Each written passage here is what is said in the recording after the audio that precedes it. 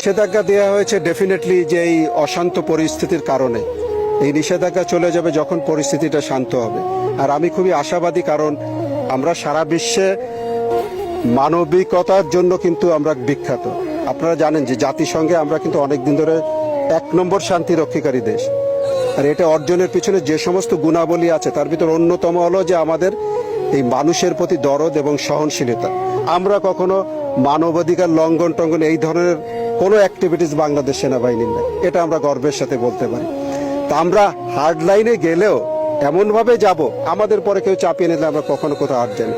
দেশের ক্ষতি করছে, দেশের জনগণের ক্ষতি করছে, সেটাকে রোধ করতে যায় যদি আমাদের একটু শক্ত অবস্থানে যেতে হয় অবশ্যই যাব, বাট সেটা আমাদের প্রাথমিক লক্ষ্য না। আমরা শান্তিপূর্ণভাবেই সবকিছু সমাধান চাই।